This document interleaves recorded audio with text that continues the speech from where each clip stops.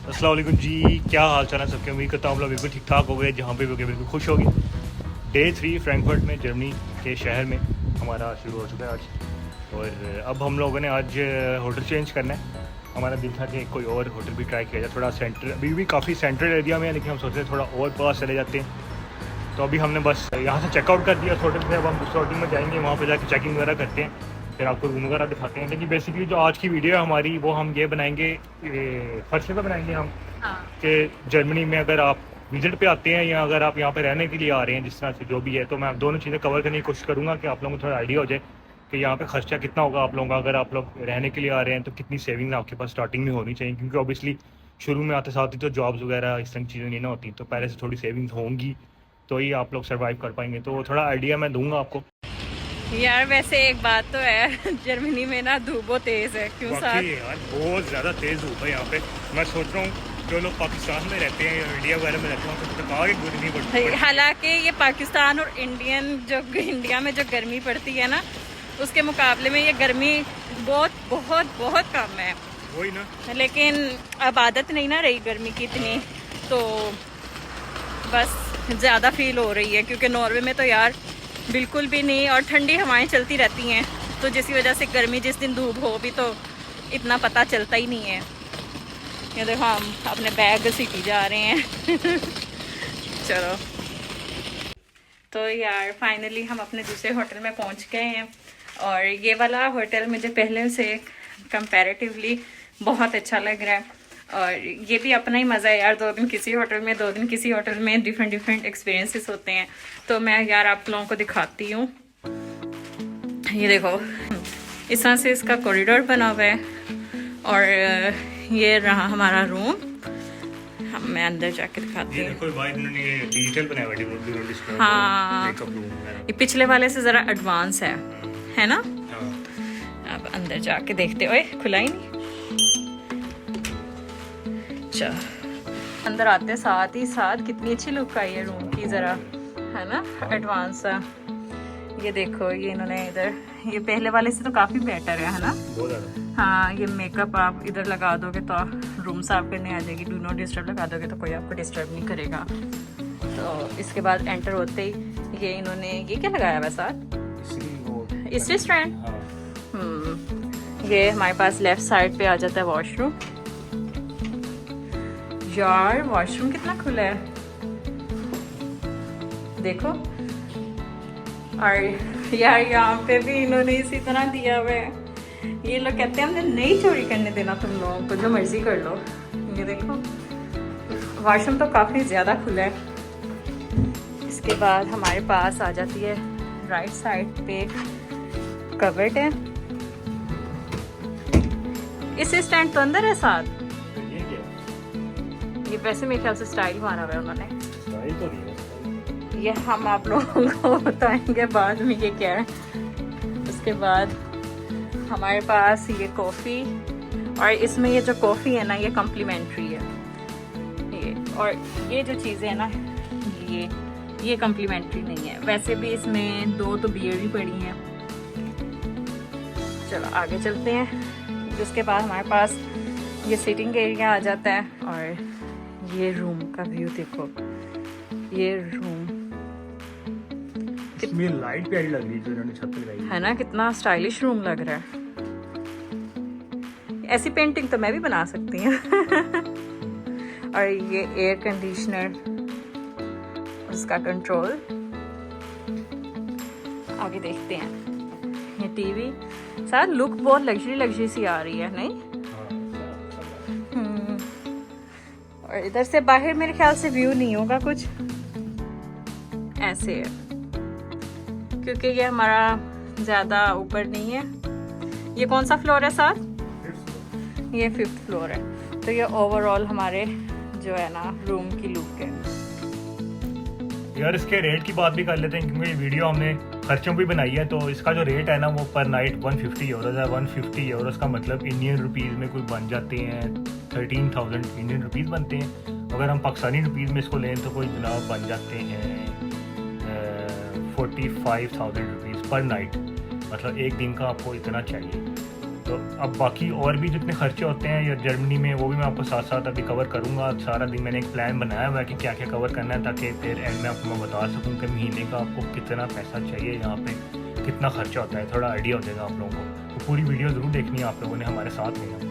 यहाँ मैं train station में आया हूँ, हम एक मॉल जा रहे हैं, तो मैंने सोचा कि यहाँ की जो टिकट्स का सिस्टम है वो भी मैं आपको बता देता हूँ। ऐसे तो एक ऐप होती है, उसका नाम है RMV। वो ऐप आप इंस्टॉल करके ना वहाँ से टिकट खरीद सकते हैं। लेकिन अगर आप नहीं वहाँ से खरीदना चाहते तो ऐसे मशीन्स लगी हुई हैं स्टेशन पे, यहाँ से भी खरीदी जा सकती हैं। तो यहाँ पे पहले लैंग्वेज सेलेक्ट कर सकते हैं आराम से, इंग्लिश सेलेक्ट करने के बाद यहाँ पे ये सिंगल ट्रिप लिखा हुआ है, डे टिकट है, मंथली पासेस, सब कुछ मिलता है। तो इसमें ग्रुप वाली भी टिकट्स भी होती हैं एक डे की। तो हम ग्रुप में मैक्सिमम ये अप टू 5% लिखा भी हुआ है यहाँ पे, तो हम ये वाली ले लेते हैं। इस पर क्लिक करें, ये लेके डेट आपने सेलेक्ट करनी है, डे टिकट है तो ये पूरे डे के लिए होगी, रात के 5 बजे तक चलेगी। तो इसकी प्राइस जो है ये 13.60 यूरोज़ है। ये आप इसमें 5 लोग ट्रैवल कर सकते हैं पूरा दिन। आप ट्रैम, बस, मेट्रो, कहीं पे भी आप पूरी सिटी में आप जहाँ मर्जी ट्रैवल कर सकते हैं।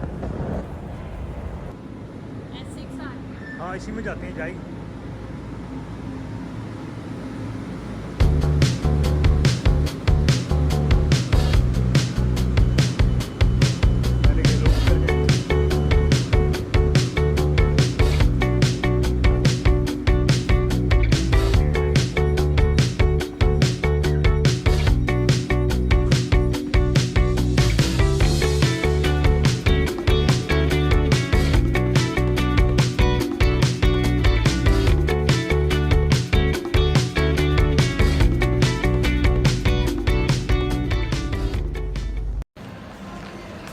यार खर्चे की बात हो रही थी तो मैंने सोचा ग्रोसरीज वगैरह का भी तो दिखाना चाहिए ना। तो मार्ट के अंदर आए हैं, यहाँ पे थोड़ी ग्रोसरीज वगैरह की प्राइसेस वगैरह दिखाता हूँ आप लोगों को, ताकि थोड़ा आइडिया हो जाए आप लोगों को कितनी कॉस्ट वगैरह आती है। इसके अलावा मैंने नॉर्वे के ऊपर भी एक बनाई हुई है कि नॉर्वे में खर्चा कितना होता है बनने का, कितने पैसे की ज़रूरत है, वो भी आप दे सकते हैं। मैं उसका लिंक भी डिस्क्रिप्शन में डाल दूँगा। अभी आपको प्राइसेस वगैरह दिखाता हूँ यहाँ पर चीज़ों की। तो यार ये हम अब आ गए हैं सब्ज़ी वाले एरिया में। तो मैं आप लोगों को ना मोटा मोटा बताती जाती हूँ जो ज़रूरी सब्जियाँ होती हैं ना उसकी क्या प्राइस होती है, ठीक है। तो सबसे पहले ये आ जाती है हमारी बंद गोभी या आइसबर्ग है, और इसकी जो प्राइस है ना ये है 2 यूरो।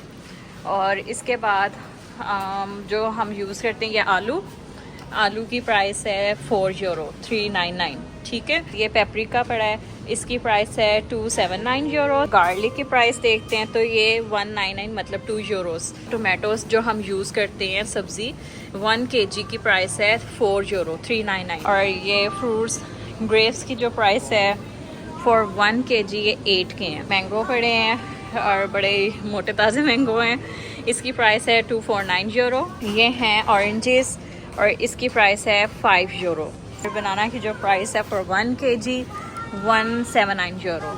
एग्स की जो प्राइस है ना 6 जो एग्स हैं उसकी प्राइस है 3 यूरो। ब्रेड एरिया है सारा, इधर डिफरेंट ब्रेड्स पड़ी हुई हैं, जैसे ये होल ग्रेन ब्रेड है तो और इसकी प्राइस है 229 यूरोस। ये आधी ब्रेड भी आप ले सकते हो, इसकी प्राइस नहीं लिखी हुई, आप आधी कर देना। 229 थी तो आप 119 कर देना। और ये सारी ब्रेड्स हैं यार। इधर इस तरह से भी ब्रेड्स होती हैं, इस तरह से भी आप ले सकते हो। और इसकी जो प्राइसेस है ना यकीन करो 0 यूरोस में है, मतलब 1 यूरो की चीज़ें पड़ी हुई हैं। ये मिल्क पड़ा है 1 लीटर, आई थिंक 1.5 लीटर है, और इसकी प्राइस है 159 यूरो। और ये भी आई थिंक ये मिल्क है, बटर मिल्क है, और इसकी 149 यूरोस है प्राइस। और इसके साथ आगे योगर्ट्स वगैरह भी हैं। जो योगर्ट है इसकी प्राइस है 119 यूरोस, और ये कितना है 500 ग्राम्स है।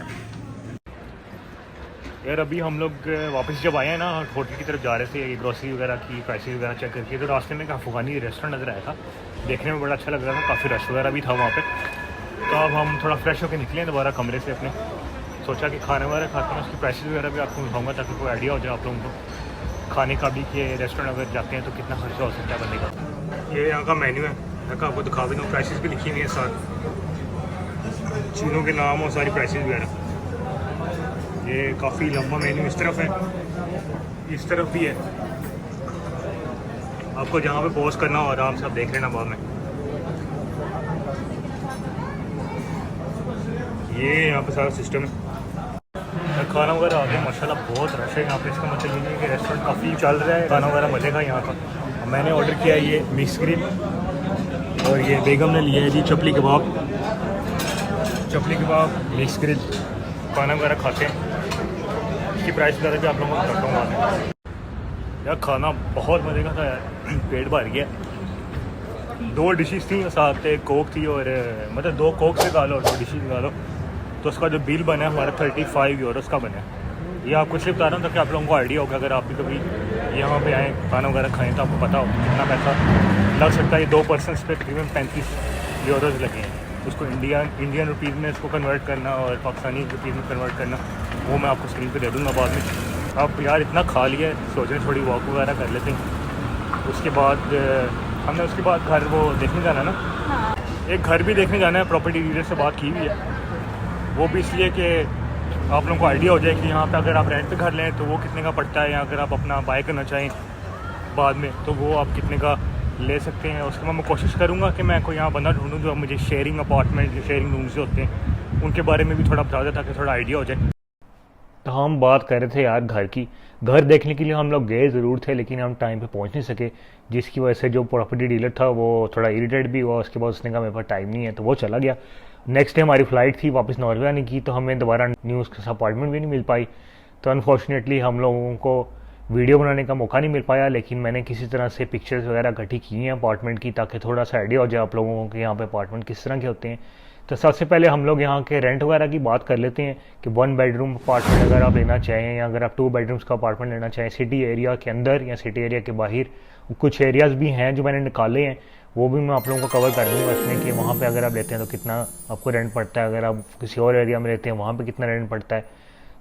तो जैसे हम जैसे लोग हैं मिडिल क्लास फैमिली, लेबर वगैरह करने वाले लोग, मज़दूर वगैरह, उनके लिए अगर आप लोग सिटी एरिया के अंदर 1 बेडरूम का अपार्टमेंट लेते हैं तो आपको तकरीबन से वो पड़ेगा कोई 1100 से 1300 यूरोस के दरमियान सिटी एरिया के अंदर। अगर सिटी एरिया से थोड़ा बाहर चले जाते हैं और 850 से 1100 यूरोस के दरमियान आपको ईजिली एक 1 बेडरूम का अपार्टमेंट मिल जाता है। इसी तरह से हम 2 बेडरूम के अपार्टमेंट की तरफ आ जाते हैं, तो उसका जो रेट है वो आपका जो रेंट जो मिलेगा आपको मंथली, वो मिलेगा 1800 से 2200 यूरोस के दरमियान सिटी एरिया के अंदर मिल जाएगा, और 1300 से 1600 यूरोस के दरमियान आपको मिल जाएगा अगर आप सिटी से थोड़ा बाहर चले जाते हैं। तो ऑब्वियसली जितना आप सिटी से बाहर जाएंगे तो आपको रेंट भी उसी तरह से कम मिलते जाएंगे। तो इसके अलावा जैसे मैंने आपको बताया कि मैंने एरियाज़ भी कुछ निकाले हैं, उनके नाम वगैरह मैं आप लोगों को बता देता हूँ। प्रोनाउंस करने में शायद थोड़ी सी गलती हो जाए, मुझे नहीं पता उनको प्रोनाउंस कैसे करते हैं, लेकिन एक एरिया है उसका नाम है न्यूकोलिन नाम है। अब पता नहीं प्रोनाउंस कैसे करते हैं, स्क्रीन पर आपको लिख के भी दे दूंगा ताकि अगर आप लोगों को सर्च वगैरह करना हो तो आप लोग इजीली कर सकते हैं। वहाँ पे अगर आप लोग 1 बेडरूम का अपार्टमेंट लेते हैं तो आपको रेंट उसका पड़ जाएगा कोई 900 यूरो से 1300 यूरोस के दरमियान आपको उसका रेंट पड़ेगा मंथली। उसके अलावा एक सेकंड एरिया मैंने निकाला है वेडिंग, उसका नाम है वेडिंग एरिया। वहाँ पे आपको 1 बेडरूम का अपार्टमेंट 800 से 1100 यूरोस के दरमियान इजीली मिल सकता है। अगर आप लोगों ने 2 बेडरूम का अपार्टमेंट लेना हो तो 1200 से 1500, क्योंकि फिर वो ज़्यादा ऑब्वियसली साइज उसका बड़ा हो जाता है तो फिर रेंट भी उसका बढ़ जाता है। 1200 से 1500 यूरोस आपको फिर 2 बेडरूम्स का पड़ जाएगा। उसके अलावा मैंने तीसरा एक जो एरिया निकाला है उसका नाम कोई आई थिंक राइनी कैंडोर्फ ऐसे करके कुछ प्रोनाउंस करते हैं, वो भी मैं स्क्रीन पर दे देता हूँ आपको। यहाँ पे अगर आप लोग 2 बेडरूम्स का अपार्टमेंट लेते हैं तो कोई 1000 से 1400 यूरोस के दरमियान आप लोगों को पड़ जाता है। तो इस तरह से यहाँ पे रेट्स हैं। 2 बेडरूम्स का आपको तकरीबन 1000 से 1400 के दरमियान मिल सकता है इजीली अगर आप लोग थोड़ा सर्च वगैरह करें। तो ये तो होगा जी हाउसिंग वाला पार्ट जिसको हमने कवर कर दिया है। आई होप आप लोगों को थोड़ा आइडिया हो गया होगा कि आप लोगों को यहाँ पे 1 बेडरूम का अपार्टमेंट या 2 बेडरूम्स का अपार्टमेंट कितने का मिलता है। उसके बाद जो बाकी घर के खर्चे होते हैं, जो यूटिलिटीज़ होती हैं, जैसे कि पानी हो गया, हीटिंग हो गई, उसके अलावा आपका जो गार्बेज पिकअप वगैरह रहता है वो आपके अपार्टमेंट के साइज़ पे डिपेंड करता है कि आपका अपार्टमेंट कितना बड़ा है कितना छोटा है, उसके हिसाब से फिर आप लोगों का उसका खर्चा आता है। उसका खर्चा साइज़ पे डिपेंड करता है। 200 से 300 यूरो के दरमियान आपको मंथली ये सारा कुछ खर्चा आता है, मतलब गार्बेज, इलेक्ट्रिसिटी, हीटिंग, पानी वगैरह, ये सारी चीज़ों का बिल 200 से 300 यूरो आ जाएगा। उसके अलावा आपका टीवी का खर्चा है, आपके मोबाइल का खर्चा है, उसका भी 50 यूरो तकरीबन आपको पर पर्सन पर मंथ। टीवी का तो खैर पूरी फैमिली का ही होता है, लेकिन मोबाइल का पर पर्सन आपको तकरीबन 50 यूरो टीवी के साथ डाल के पड़ जाता है इजीली। तो ये हो गए, ये खर्चे हो गए। उसके अलावा हम आ जाते हैं ग्रोसरीज के ऊपर। ग्रोसरीज के ऊपर भी आप पे डिपेंड करता है आपका हाथ कितना आपने इसको तंग या खुला रख के चलाना है, कितनी बड़ी फैमिली है आपकी।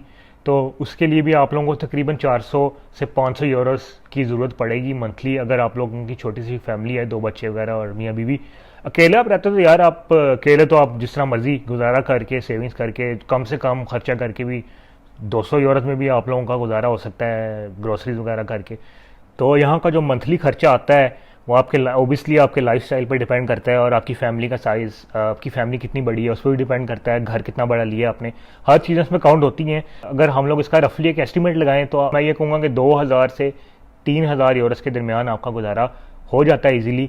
देन अगेन डिपेंड उसी चीज़ पे करता है कि आप लोगों के खर्चे किस तरह से हैं, आप लोगों का लाइफस्टाइल क्या है, इसलिए मैंने थोड़ी इसकी रेंज बड़ी रखी है 2000 से 3000। तो आप 2000 के अंदर भी गुजारा यहाँ पे इजीली कर सकते हैं, लेकिन आप लोगों के पास थोड़ा साइड पे भी एक पैसा होना चाहिए थोड़ा सा, क्योंकि कोई भी प्रॉब्लम्स आ सकती हैं, कुछ भी मसला हो सकता है। स्टैंडर्ड्स यहाँ के काफ़ी हाई हैं जर्मनी के, लेकिन अगर आप लोग तरीके से चलें तो एडजस्ट वगैरह किया जा सकता है। तो ये चीज़ें भी कवर हो गई। आई होप आप लोगों को थोड़ा थोड़ा अंदाज़ा हो रहा होगा मेरे बताने से कि कितना खर्चा हो रहा है, किन किन चीज़ों की आपको ज़रूरत पड़ेगी, क्या क्या आपको बिल्स आएंगे, वो सारी चीज़ें मैंने आप लोगों को कोशिश की है कि मैं अच्छे से कवर कर दूं। अब इसके अलावा जो मेन एक और चीज़ है ट्रांसपोर्ट होती है, जैसे मेट्रो हो गई, बसेज हो गई, ट्रेन हो गई। इसमें ये होता है कि आपने एक टिकट लेना होता है, आप किसी चीज़ में भी ट्रैवल कर सकते हैं, बस में भी जा सकते हैं, ट्रैम में भी जा सकते हैं, मेट्रो में भी जा सकते हैं, सिटी के अंदर। मतलब आपने अगर किसी और सिटी में जाना है तो ऑब्वियसली फिर उसकी टिकट्स डिफरेंट हो जाती हैं। तो जो सिंगल टिकट होती है यहाँ पर, मतलब जो एक सिर्फ डायरेक्शन के लिए आपको जो एक ट्रैवल करने के लिए मिलती है, उसकी प्राइस जो है 3.2 यूरोज़ है। वो 2 घंटे के लिए वैलिड होती है। आप उसमें किसी भी जगह पे ट्रैम, बसेस, मेट्रो, किसी चीज़ में भी आप ट्रैवल कर सकते हैं 2 घंटे के अंदर। उसके अलावा डे पास होता है, पास मतलब 24 घंटे के लिए होता है, वो 9.5 यूरोज़ का आपको मिल जाता है। आप उसमें जितना मर्जी ट्रैवल करना चाहें आप कर सकते हैं पूरे दिन में, कोई रोक टोक नहीं होगी। उसके अलावा वीकली पास मिल जाता है। वीकली पास जो है वो आपको 38 यूरोज़ का पड़ता है। वीकली पास मतलब 7 डेज़ के लिए वो वैलिड होता है।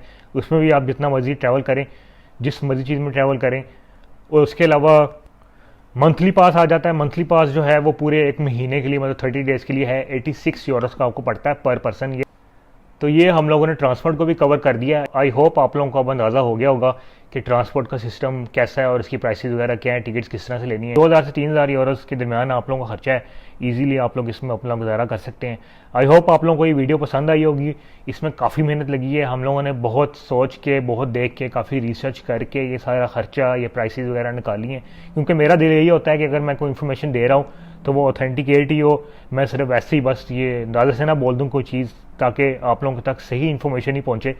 तो अगर आप लोगों की वीडियो पसंद आई हो तो इसको लाइक ज़रूर करें, कमेंट्स में हमको बताएं भी कि आप लोगों को कैसी लगी ये वीडियो, इसको शेयर भी कर दें ताकि और लोगों की भी हेल्प हो सकती है। इसके अलावा मैंने इसी तरह एक खर्चे पे, नॉर्वे के खर्चे पे भी एक वीडियो बनाई हुई है, उसका लिंक भी मैं डिस्क्रिप्शन में डाल दूंगा। अब वो भी देखते हैं, आप लोगों को अंदाज़ा हो जाएगा कि नॉर्वे में कितना खर्चा है और क्या हिसाब किताब है। तो अपना ख्याल रखें, बहुत बहुत दुआ में याद रखें। इस चैनल को अपना चैनल समझ कर सब्सक्राइब कर दीजिएगा। अल्लाह दे वाले।